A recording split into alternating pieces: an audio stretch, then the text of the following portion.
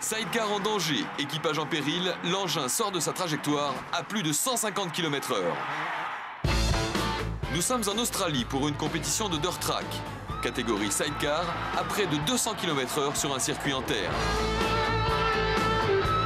Ce sont des courses en ovale où les engins n'ont absolument pas de frein, ne peuvent absolument pas freiner. Ils ne peuvent que soit accélérer ou soit jouer sur la compression moteur pour se freiner. Ce sont des courses très vives, c'est 5 tours, 6 tours, c'est acharné. Bref, aucune limite, à fond en permanence. Sur la piste, en course, Matt Brown et Steve Rooney, un couple, un duo expérimenté, en tête de l'épreuve jusqu'à ce virage.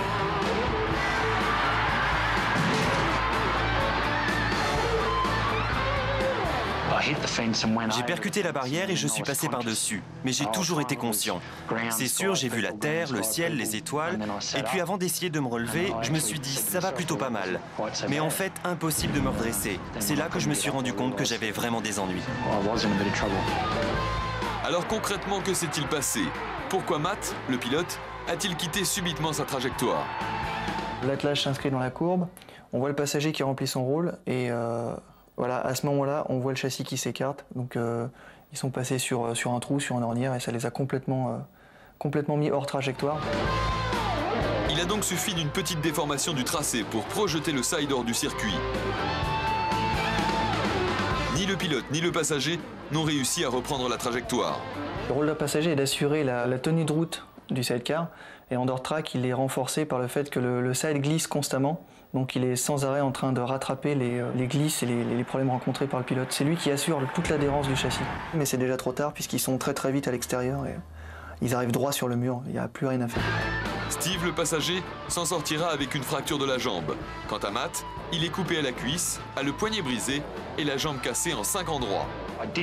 À un moment, j'ai pensé que j'allais y passer parce que j'étais allongé et que la seule chose que je pouvais voir, c'était la lumière de la piste. Elle me tapait en pleine figure, mais en même temps, son intensité diminuait de plus en plus. Alors j'ai dit au type qui était près de moi, « Je vais mourir ». Mais lui, il m'a répondu, « Mais non, mais non ». Effectivement, Matt se rétablira rapidement et après quelques mois de rééducation, a promis de remonter en selle.